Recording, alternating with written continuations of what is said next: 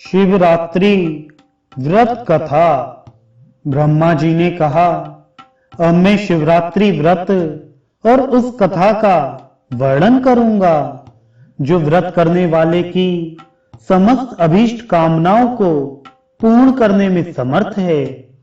जैसे पूर्व काल में पार्वती ने भगवान महेश्वर शिव से इस परम श्रेष्ठ व्रत को सुनने की इच्छा की थी और सुना था, वैसे ही आप भी सुने।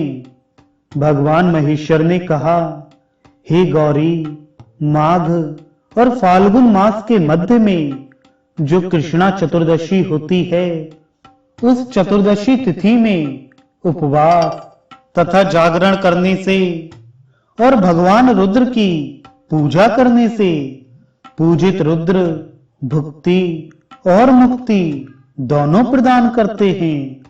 जिस प्रकार द्वादशी तिथि को विष्णु की पूजा होती है, उसी प्रकार कामना से युक्त होकर इस चतुर्दशी तिथि में महादेव हर की पूजा करनी चाहिए।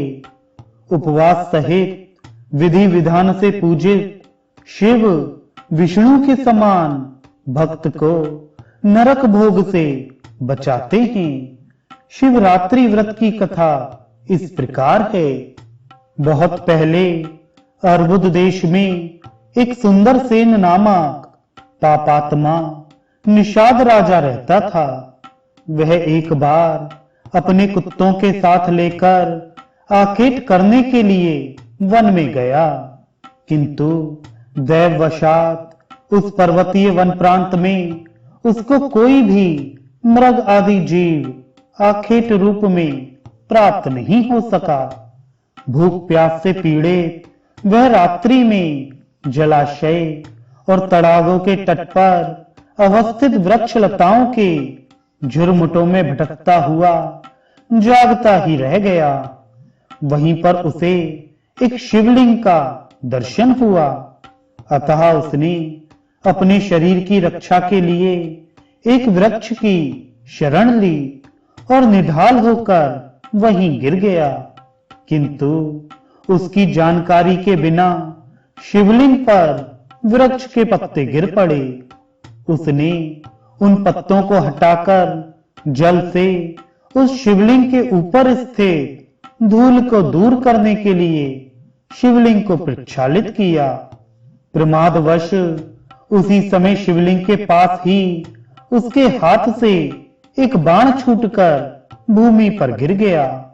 अतः घुटनों को भूमि पर टेक कर एक हाथ से शिवलिंग को स्पर्श करते हुए उसने उस बाण को उठा लिया।